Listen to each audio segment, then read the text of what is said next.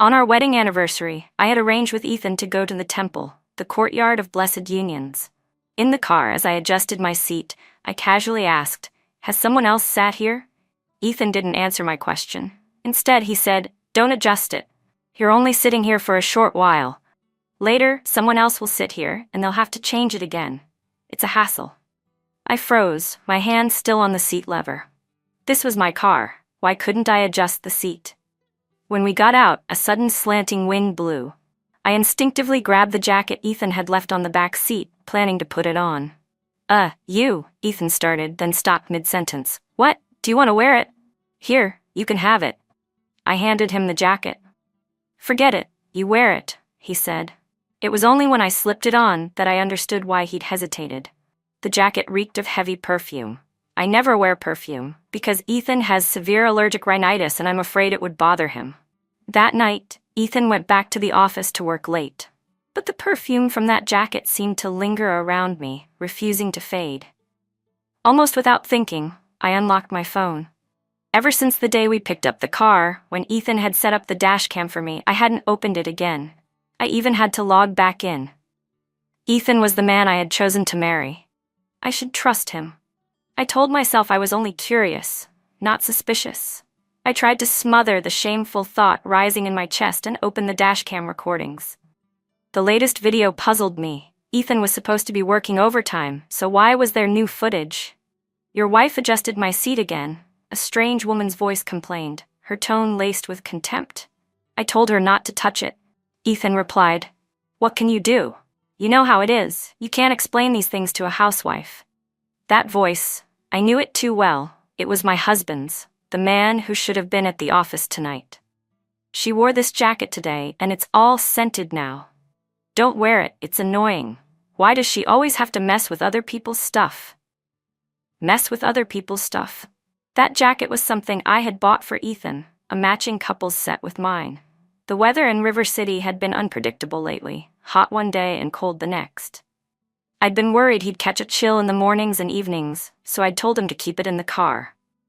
"You said it yourself, she could smell your perfume." Ethan's voice was full of tenderness, a kind I hadn't heard in a long time. He used to talk to me like that when we were dating. "I did it on purpose. So? Do you like it, my little thief rose?" "You are my little rose," Ethan's voice grew hoarse, tinged with restraint. "And I'm the thief who's claimed you." My hand trembled as I shut off the video, too afraid to imagine what happened next. Ethan and I had been college classmates. We dated for 5 years, married for 1. Back then I was full of confidence and spirit, the freshman representative. Ethan said it was love at first sight. But the truth was, he had chased me relentlessly. It was him who fell for me first. How had things come to this? When had it changed? Was it when he started working late at the office all the time? Or when he began kissing me without opening his mouth? I didn't know how long I'd been sitting in the dark living room until Ethan came home. He switched on the light, the brightness making me squint. "You scared me. Why are you sitting here in the dark?" His tone was full of irritation, so different from how he spoke to his little Rose. "I'm talking to you," he said when I didn't answer. I bit the inside of my cheek, forcing back tears. "What did you do today?" "Worked late. What's wrong with you now?" He didn't even bother to hide his impatience. I was about to say something when he paused mid-drink, then said, "Were you following me?" "Do I need to follow you, Ethan?" I threw my phone onto the coffee table, and the unbearable sounds from the video filled the entire living room. Ethan lunged forward, trying to shut it off, but I snatched it up before he could. This was proof of his affair. I wasn't stupid enough to let him take it away. "You've been spying on me? After all this time we've been together, you're actually spying on me. Jenna, when did you become so manipulative?" His words stunned me. I had thought he would apologize, show some remorse for what he'd done. I hadn't expected him to accuse me instead, to make it my fault for discovering the truth. Should I hate myself for being too smart, too perceptive? Or should I hate Ethan for not bothering to hide the evidence well enough? "Ethan, I wasn't spying on you. This is from the day we picked up the car. You used my phone to connect to your car." That day, Ethan had been so happy. He had excitedly registered my phone as an owner too. "Babe, Now you'll always be able to see where our little car is, he'd said, and where I am too. Out of trust, I had never once opened that app. Look, you even gave our car a name, Zizi's car. But you've forgotten, Ethan. You've forgotten all of it. While I spoke, tears silently slipped from my eyes. Ethan looked at me, his lips pressed into a thin line. He said nothing, but his eyes told me everything. He was annoyed with me. Annoyed at the way I was. Annoyed at my tears, at everything about me. Once, his love for me had been so deep it showed even when he tried to hide it. Now it was irritation, contempt, exhaustion. He sighed, rubbed his temples, and said in a weary voice, "I'm sorry, Jenna. I was wrong. Even the most attentive students get distracted sometimes. We've been in this class for too long, and I just let my mind wander once. You've reminded me, and I know I was wrong. Can you forgive me?" He kept his head down, not daring to look at me, like a student caught doing something wrong by the teacher. Suddenly, Ethan's phone rang. He hung up, but it rang again almost immediately. The shrill ringtone cut through the air like a sharp pair of scissors, and in that instant, the tight string inside me snapped. My emotions flooded out like a dam had burst. "Is it her, Ethan? Is it her?" I screamed at him, hysterical, trying to pull all of his attention back to me so he would stop looking at that damn phone. "Why are you doing this to me? If you don't love me, why did we get married? Ethan, answer me. Why are you treating me this way? You're the one who chased after me. Why can you just fall out of love like flipping a switch? You're so smart. How can you not even bother to cover your tracks when you cheat? Do you not even want to be with me in bed anymore?" Ethan still didn't say a word. He just stared at me coldly while I unraveled in front of him. I caught sight of myself in the mirror. My long hair was a tangled mess, my face flushed red from anger, streaked with snot and tears. My eyes were swollen into narrow slits from crying for so long. How had I become like this? The living room was eerily quiet. After a long pause, I took a deep breath and said, "I'm sorry. I got too emotional. We should talk this through calmly." I smoothed my hair, gathering up the pieces of my dignity from the floor and piecing them back together so I wouldn't look so pathetic. Seeing I had calmed down, Ethan finally spoke. "I'll cut contact with her. We'll go back to how we were before. I'm tired, get some rest early." Then he strode back to the bedroom, leaving me alone in the living room. I sat there on the floor all night. The early autumn nights in River City were cold enough to keep me wide awake. And when I realized that the only place I could still find love was in my memories, I knew we were over. The next morning, I threw the divorce papers at Ethan, ones I had stayed up all night drafting. "Let's get a divorce. I've already signed." Ethan didn't even look at them. He tossed them onto the table and said, "I already promised you I'd end things with her. What's the point of making this scene?" He thought I was just throwing a tantrum. "We're getting a divorce," I said again, looking him in the eye, my voice firm. "Are you sure about this, Jenna? Don't regret it." He signed his name on the papers, then threw the pen onto the table so hard it broke apart. Ethan took the day off to go with me to the Civil Affairs Bureau. See? He was in just as much of a hurry to end it, he just pretended otherwise. The 1-month cooling-off period was set, and after that, we'd get the certificate. Afterward, Ethan went to work, and I packed my things to move into my own place, the apartment my parents had given me as part of my dowry when we married. Ethan had always urged me to rent it out, but I could never bring myself to. I hadn't expected it would come in handy now. What I hadn't expected even more was to find someone already living there. When I opened the door, the place that should have been clean and empty was a complete mess. Clothes were scattered everywhere, and the coffee table was piled with takeout boxes that hadn't been thrown away. At first, I thought Ethan had secretly rented it out without telling me. From the bedroom bathroom came the sound of running water. I found a spot to sit down, planning to wait for the person to come out so I could explain, pay them compensation, and give them time to find another place. After all, the tenant was innocent. "Who are you? Why are you in my home?" The voice came from a young woman, though her tone sounded oddly familiar. "Don't be afraid, I'm the owner," I said. "I didn't know the place had been rented to you, but I'm going to live here now. Get dressed and let's talk about compensation." When she heard I was the landlord, the girl's expression shifted into something strange. "You're Ethan's wife?" she asked. It was as if some strange sixth sense had told her who I was. And in that moment, I also recognized her, Ethan's mistress. His so-called little Rose. I didn't get emotional, didn't curse her, didn't hit her. I just sat quietly and listened as she called Ethan.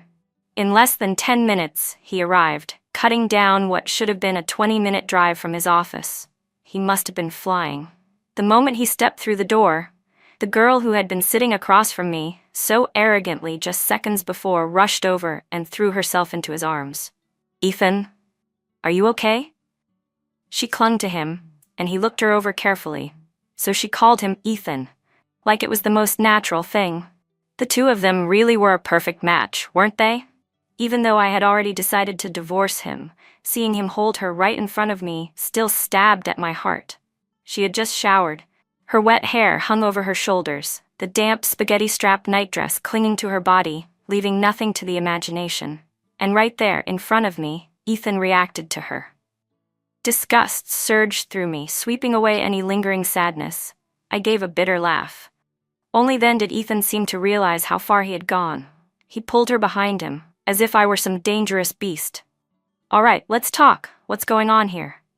I crossed my arms and looked at the ridiculous scene in front of me. "Ethan, I've already agreed to divorce you. Why bother making things hard for her?" He had the audacity to say, "Don't you think you're being ridiculous, Jenna? You're making trouble for her for no reason." I stared at him. "Are you really this brainless now?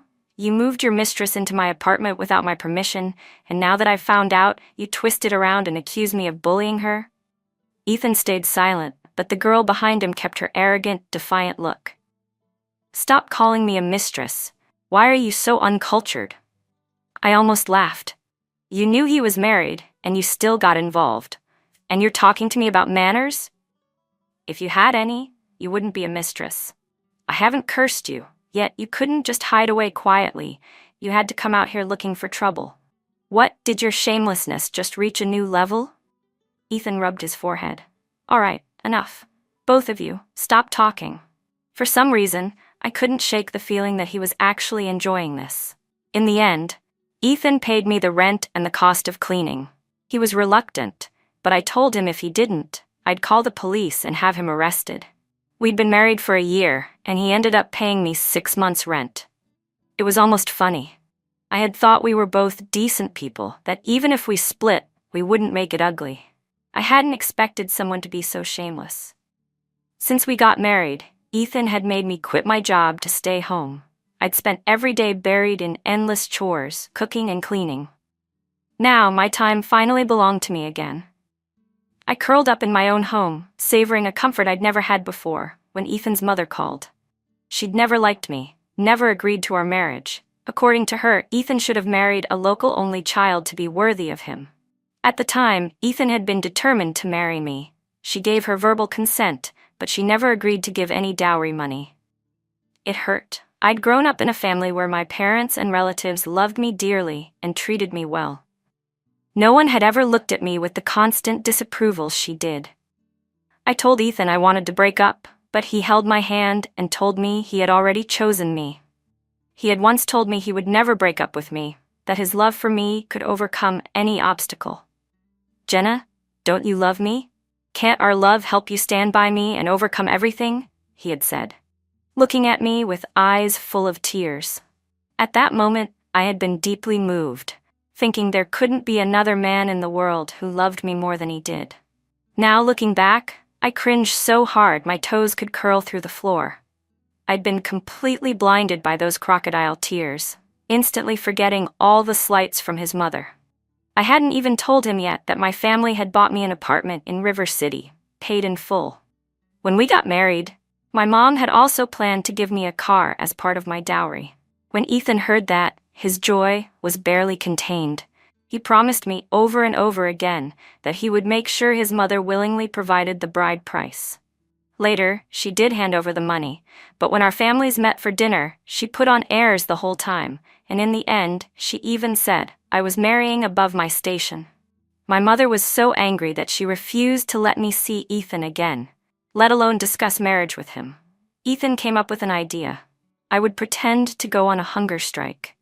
At night, he'd secretly bring me food, and during the day, I would act as if I were on the verge of starving, completely resolute.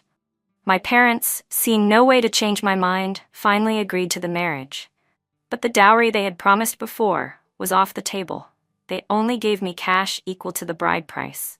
Ethan's mother would often make sarcastic remarks, accusing me of marrying him for money. So when I answered her call that day, she said, "Jenna, I'll be coming over for dinner later. Remember to have the meal ready." "Didn't you know? Ethan and I are divorced," I told her. Something this big, there was no way Ethan hadn't told his mother. Aside from his insistence on marrying me back then, he followed her advice on almost everything. "I know, but you haven't gotten the final certificate yet, right? That means you're still Ethan's wife. Isn't it your duty to take care of your mother-in-law?" I almost laughed from how absurd it was. The confidence with which she twisted logic was so bold, it left me momentarily speechless.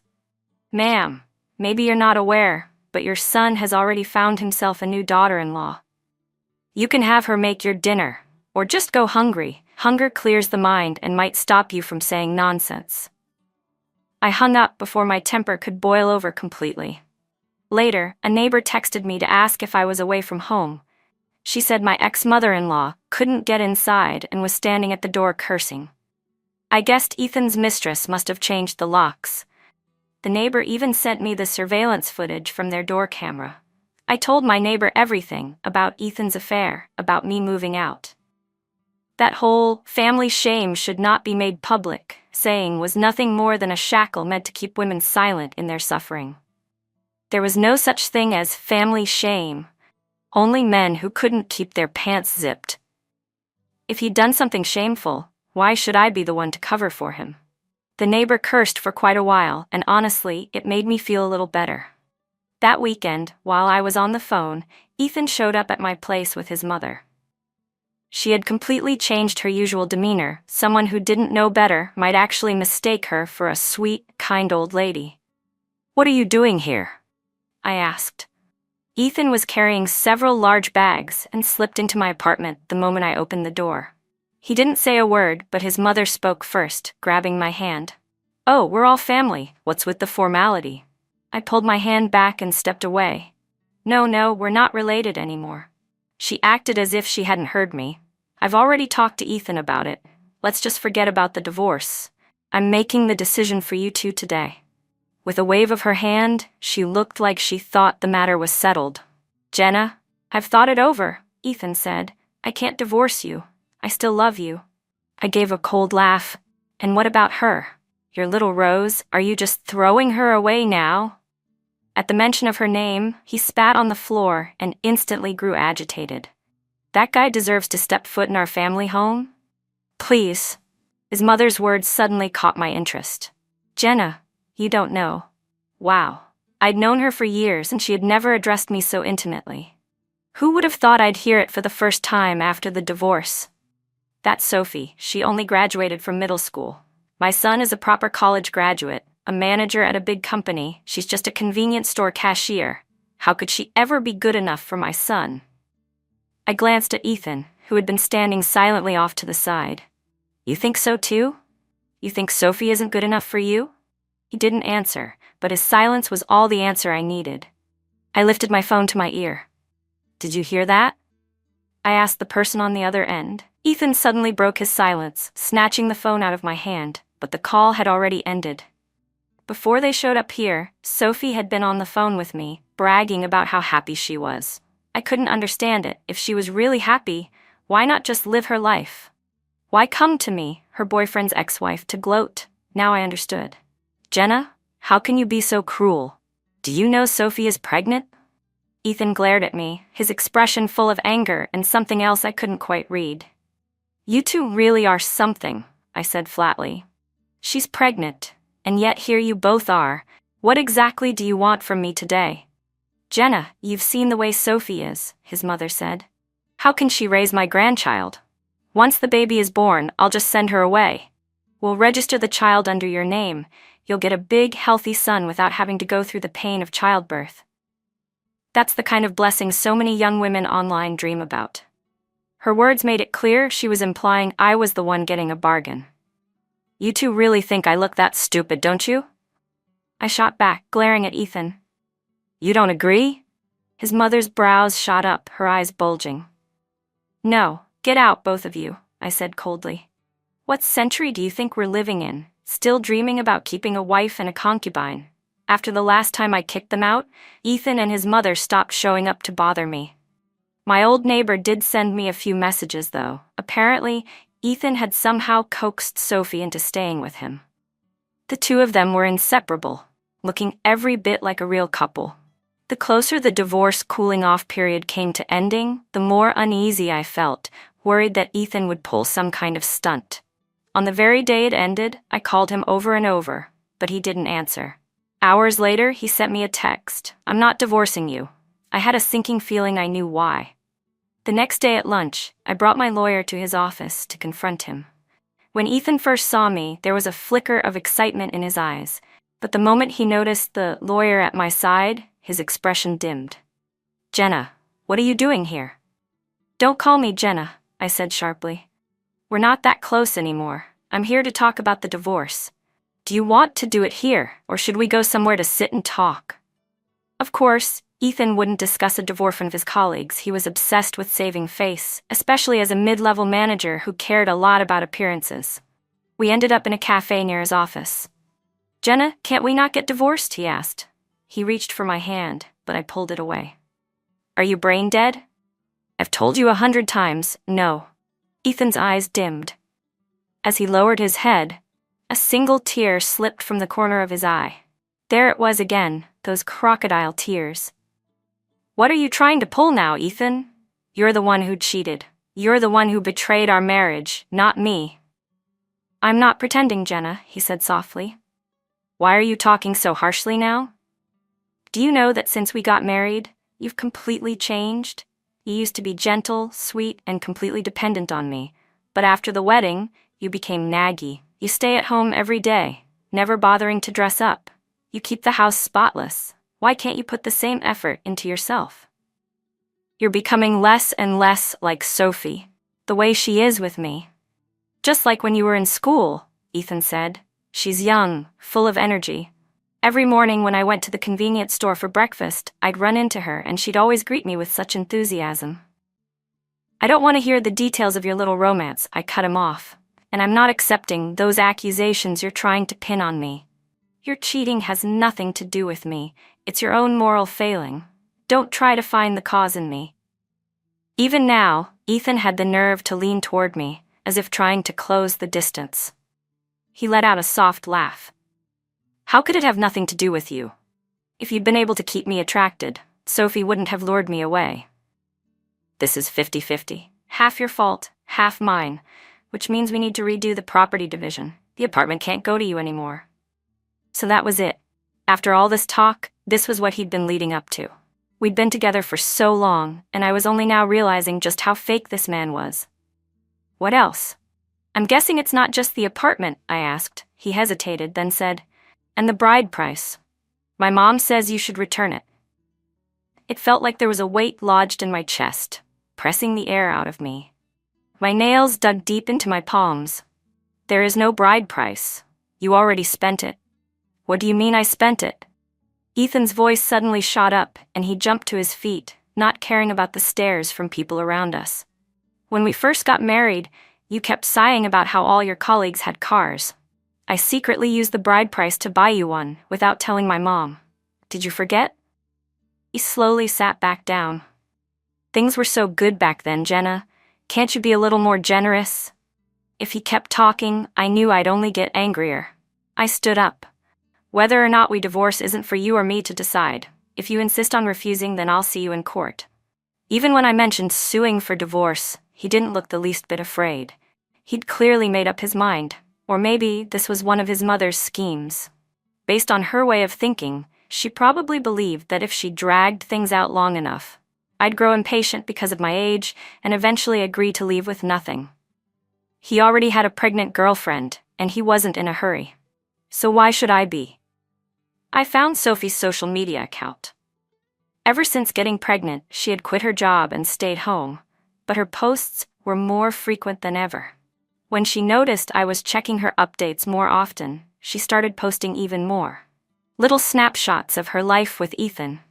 "Today, baby's daddy went with us for a prenatal checkup," one caption read, alongside a photo of the two of them holding an ultrasound printout. The comments were full of people saying, "What a happy little family." I saved every single post and photo as screenshots. Then one day, something big happened in the neighborhood group chat. My neighbor filled me in on what started it. An elderly lady had been out walking downstairs when a garbage bag fell from above and hit her, sending her to the hospital. The woman's family traced it to apartment 1402 and started tagging the owner in the group chat, cursing them out. What a coincidence. 1402 was my apartment. I didn't respond, just stayed quiet and watched the chat. 1402, how can you people be so uncivilized? You injured someone and won't even come out to apologize or pay up. Stop pretending you're dead. Under the barrage of accusations, someone without an apartment number in their username finally replied, "I'm pregnant, so it's inconvenient for me to go downstairs to throw out trash. Can't everyone just be a little more understanding? You're the owner of 1402? So what if you're pregnant? It's not like there's no elevator. Even if you're lazy, that's no excuse for throwing things out of a high-rise window. Everyone please try to be understanding," another message came in. "My wife's pregnant and in a bad mood. I'll cover the medical bills." Ethan also stepped forward to apologize. The audacity of these two was unreal. What right did they have to ask anyone for understanding? Forget your so-called understanding. The old woman's family member shouted in the group chat. "She's not even carrying my child. Why should I care? My mother's still in the hospital, and if anything happens to her, you'll be held responsible." Another message popped up. "Didn't your wife move out already? How do you have two wives?" That one came from my neighbor, and once it was sent, the group chat exploded. "Oh, so she's the mistress? No morals and no manners." Exactly. And she wants understanding? I hope that kid's born without a conscience. Under the flood of public outrage, Ethan and Sophie quietly left the group. My neighbor told me they ended up paying the elderly woman's family a hefty amount. I made a mental note of it. After all, that was marital property being used to cover Sophie's mess, and I intended to reclaim every penny in the divorce. I saved screenshots of the chat, along with the door camera footage my neighbor had provided, and combined them with Sophie's earlier social media posts. Then I filed my case with the court. When the summons arrived, Ethan called me. "Jenna, you're wasting your energy. I've looked into it. Divorce lawsuits aren't that easy to win. You'd better read the law before you act." "Oh, I'm not suing for divorce," I told him. "I'm suing for bigamy." For months I'd been lying low, quietly gathering evidence. I'd thought it would be nearly impossible to get Ethan to openly admit Sophie was his wife. But in the end, they practically delivered it to me themselves. Like the saying goes, just when you're about to doze off, someone hands you a pillow. My evidence was airtight. No matter how hard his lawyer tried, they couldn't get him out of it.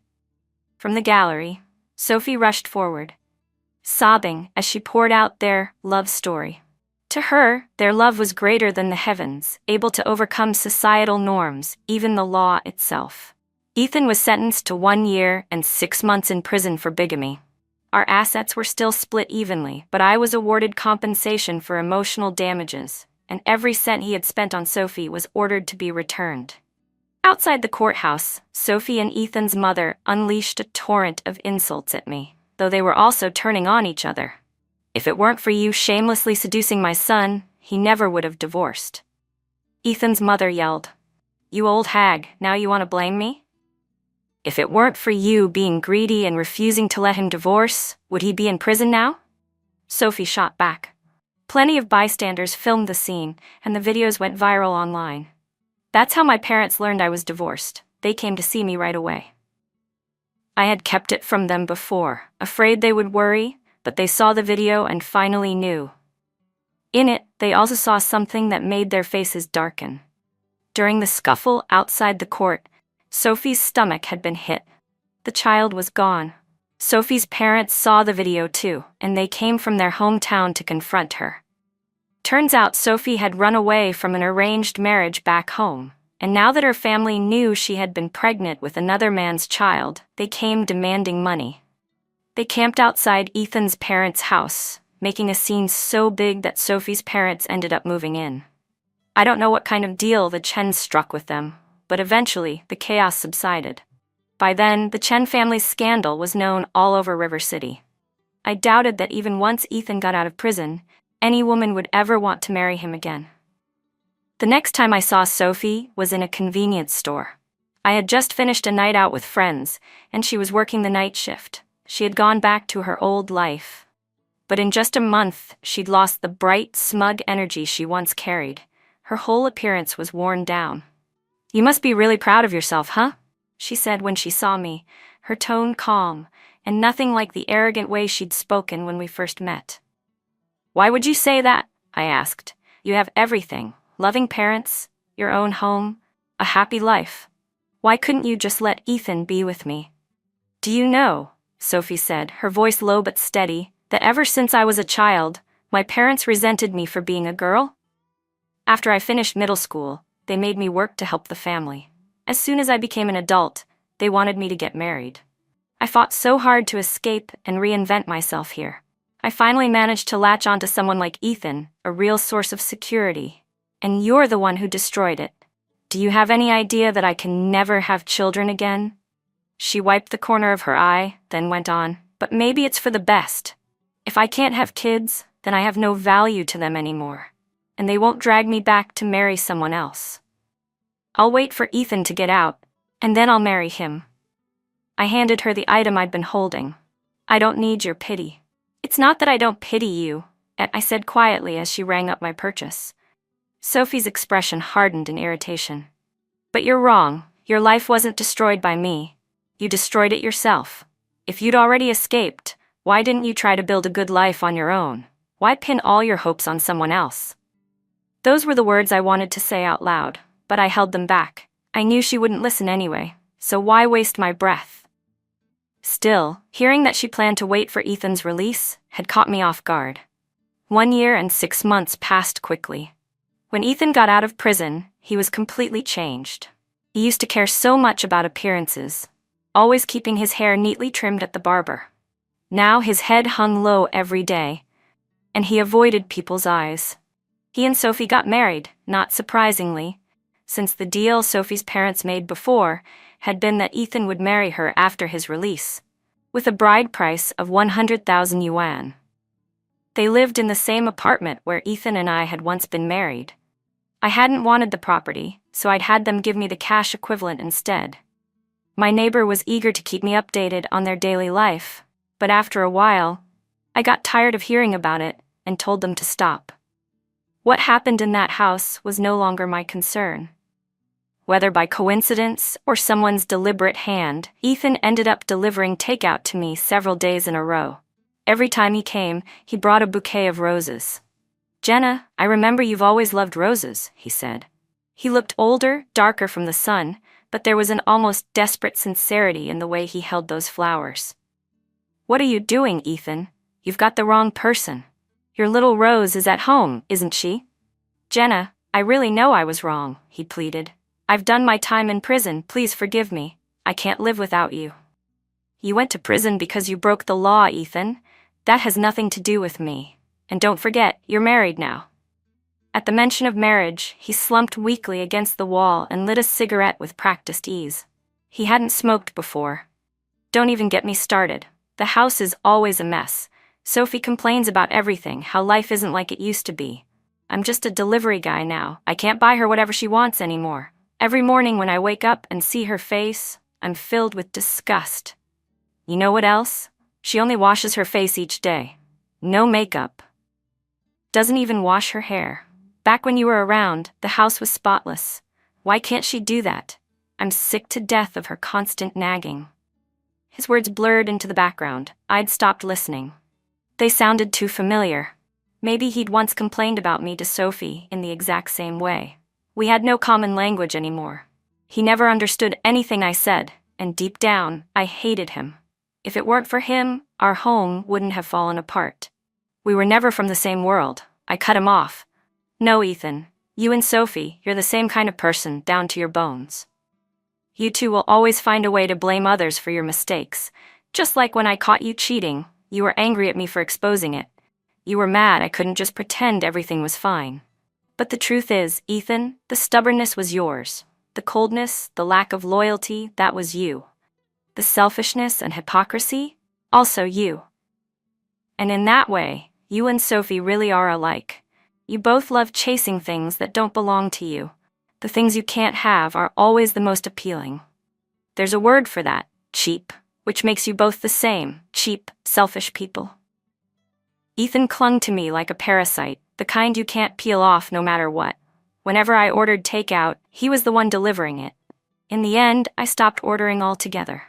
I started going to the market every day for fresh ingredients and cooking for myself. It actually became a good habit.